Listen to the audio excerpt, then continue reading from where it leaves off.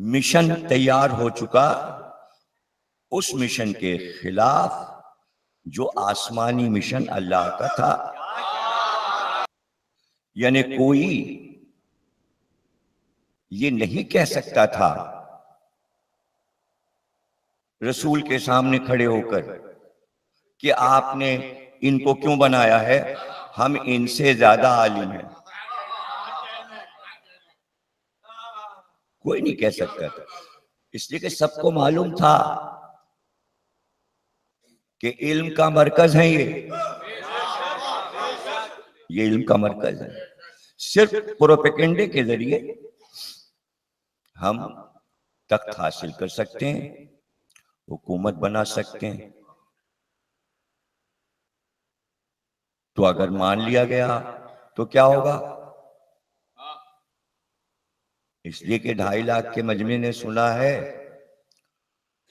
فرمان رسول، تو ہو سکتا ہے کہ یہ سب اپنے اپنے گاؤں میں، دیہاتوں میں، شہروں میں جا کے منوا لیں اللہ رسول کی بات. تو کیا کرنا چاہیے ان کا؟ اس کے لیے یہ ضروری ہے کہ یہ کہو پرائیویٹ میٹنگز میں کہ وہ ہوا تو تھا، ایسا ہوا تھا، بتایا گیا تھا. لیکن کیا آپ لوگوں کو یہ بات معلوم نہیں ہے کہ اکثر رسول کوئی حدیث کہتے تھے کہ یہ کام کرو، 1-2 مہینے کے بعد رسول یہ بھی کہتے تھے اب یہ حکم منسوخ ہو گیا.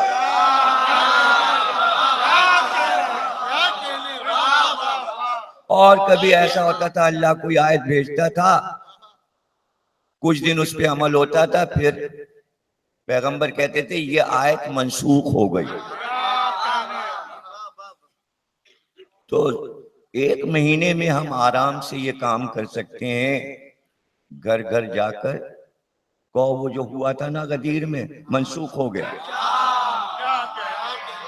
وہ آیت بھی منسوخ ہو گئی.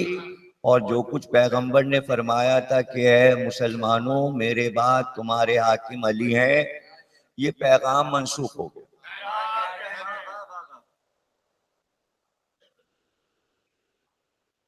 اب وفات پیغمبر ہو گئی، ہنگامہ ہوا. ہنگامے میں علی نے پوچھا ایک آدھ لوگوں سے کیا تم لوگ غدیر میں نہیں تھے؟ کہا تھے. کہا تو فرمان رسول نہیں سنا تھا کہ حاکم مجھے بنا کے گئے؟ کہنے وہ تو ہمیں پتا چلا تھا کہ منسوخ ہو گیا.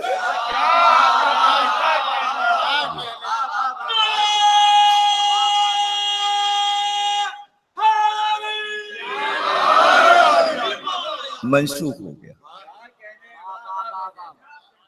وہ تو پیغمبر کی زندگی میں 2-2.5 مہینے وہ حیات رہے، اسی وقت ہم لوگوں کو پتا چل گیا تھا کہ پیغمبر نے منسوخ کرا دیا، اعلان کروا دیا تھا. ہمارے گھر پہ فلاں صاحب آئے تھے، ان کا بھائی وہ جو غدیر میں واقعہ ہوا تھا وہ منسوخ ہو گیا. اس کو دنیا کہتی ہے سیاست.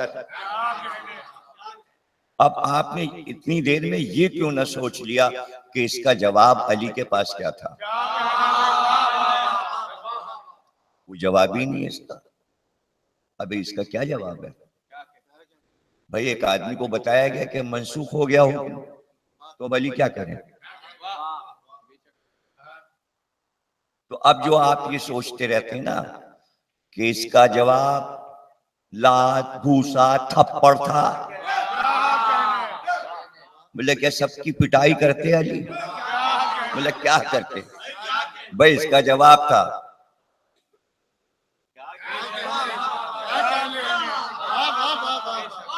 ٹھیک ہے بھائی جو تم کہہ رہے ہو ہم گھر پہ بیٹھے جاتے ہیں.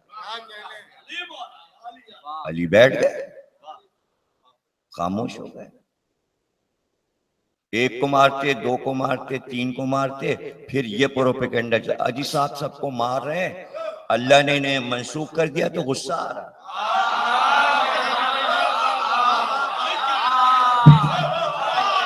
دیکھیے اللہ سے لڑ رہے ہیں، اللہ سے لڑ رہے ہیں، اللہ سے لڑ رہے ہیں، رسول کے خلاف کام کر رہے ہیں،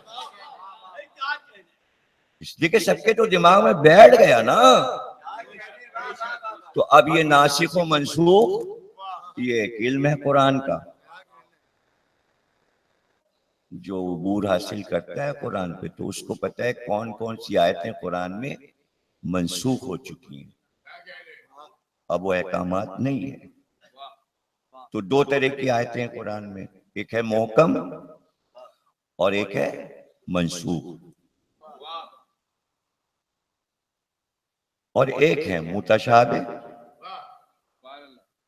اب یہ کسی کو پتہ نہیں محکم کون سی ہے اور متشابہ کون سی ہے اور منسوخ کون سی ہے، اور قرآن میں یہ تینوں چیزیں موجود۔ محکم کا مطلب یہ کہ اس آیت پر بالکل عمل ہوگا، واجب ہے، یہ محکم آیت ہے، اس کے معنی یہی ہے۔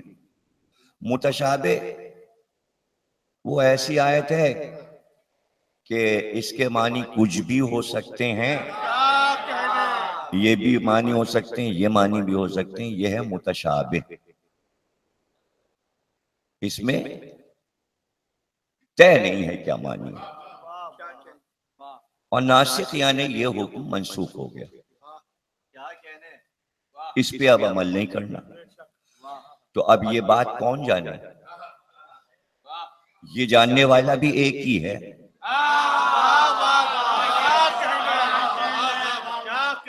یہ جاننے والا بھی ایک ہی۔ اب آسانی کے لیے بچوں کو بتا دیں، اب جیسے بھائی قل واللہ احد اللہ الصمد لم یلد ولم یولد محکم ہے، اس میں کوئی شک و شبہ نہیں ہے، اور نہ یہ منسوخ ہے، اللہ ایک ہے، ایک رہے گا۔ لیکن اب جیسے ہم کہیں الف لام میم، اب اس کے معنی نہیں معلوم، یہ کیا ہے؟ متشابہ، کوئی کچھ کہتا ہے، کوئی کچھ کہتا ہے، کوئی کچھ کہتا ہے، اس کو کہتے ہیں متشابہ، یہ ہے متشابہ۔ اور اگر کوئی حلال چیز قرآن نے کہہ دیا کہ بھئی پہلے حلال تھی اب حرام ہو گئی، تو اسے کہیں گے یہ آیت منسوخ ہو گئی۔ چونکہ یہ سارے اصول سب کو یاد تھے تو آرام سے انہوں نے کہا کہ علی کو جو حاکم بنایا تھا رسول نے، وہ حکم منسوخ ہو گیا، وہ آیت بھی منسوخ ہو گئی اور حکم بھی منسوخ ہو گیا اور حدیث بھی منسوخ ہو گئی اور سب منسوخ ہو گیا۔ اس لیے علی چپ بیٹھ گئے، علی کیا کہتے ہیں؟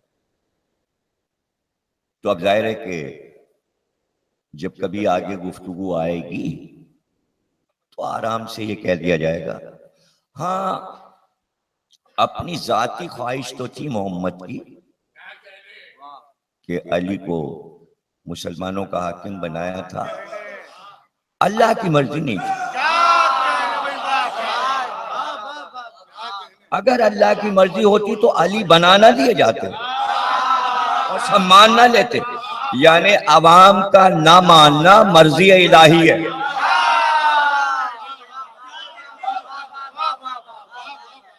اب یہ 1400 سال سے یہ اصول چل رہا ہے، اس وقت بھی چل رہا ہے، یعنی جو مسلمان بادشاہ کسی ملک میں ہو جائے، ارے اللہ کا سایہ ہے، اللہ نے چاہا جبھی تو جیتے، اب آپ کچھ نہیں کر سکتے، آپ کو یہی کہنا ہاں بھائی اللہ کی مرضی تھی کہ فلاں صدر بنے، اللہ کی مرضی تھی فلاں شخص وزیر اعظم بنے، تو اس کے خلاف اگر آپ بولیں گے ارے کافر ہے، اللہ کی مرضی کو نہیں مانتا یار، تو اللہ کی مرضی نہیں مانتا۔ تو اب بادشاہ نے کسی کو قتل کروا دیا، یہ کیا کیا؟ ظلم نہیں، اللہ کی مرضی. موت و حیات تو اللہ کے ہاتھ ہے، اللہ کی مرضی. تو اللہ اتنا بڑا پلر مسلمانوں نے بنا لیا کہ جس کو بھی ڈرانا ہو، جس کو بھی ڈرانا، خبردار اس معاملے میں نہیں بولے گا یہ اللہ کی مرضی یہی تھی.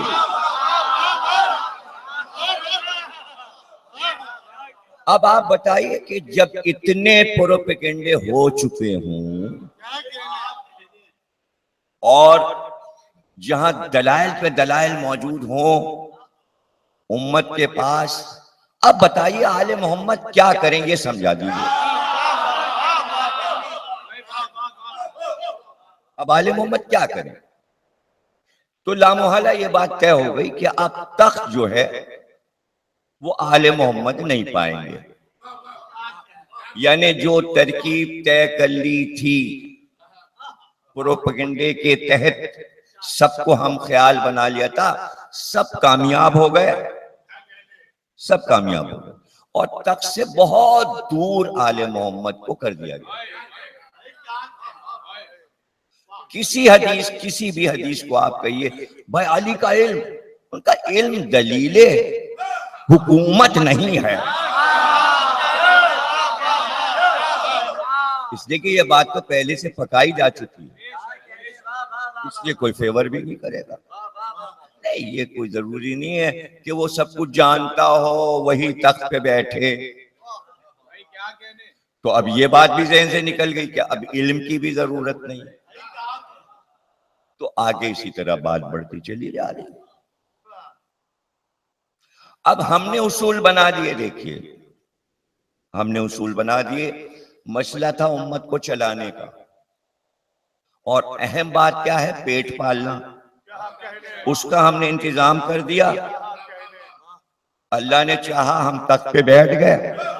اب چونکہ ہم سرپرست ہیں ان کے، تو ان کے کھانے پینے کا سامان ہمیں کرنا ہے. اس کے لیے جہاد ضروری ہے.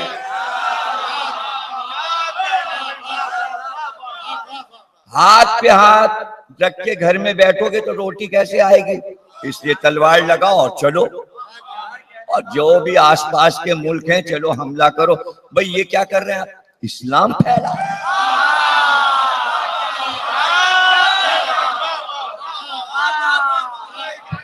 ارے اسلام پھیلا رہے، چلیے چلیے چلیے گھوڑے دوڑائیے. ارے بھائی ظلم ہوگا، بچے کچل جائیں گے. ارے ایسی باتیں کریں تو جہاد ہے، اللہ کی راہ میں ہم جہاد.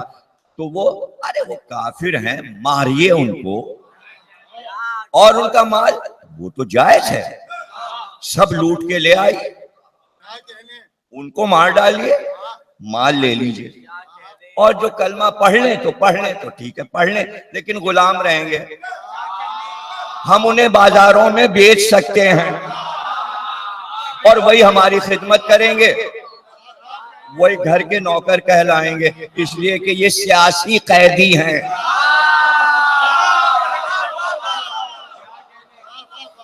پیسہ ان کا قبضہ کر لیا اور ان کو بنا لیا غلام. اور مسلمانوں میں پیسہ بڑھ گیا. اب یہ چلا، مسلمانوں کا اسلام پیروں سے چلنے لگا.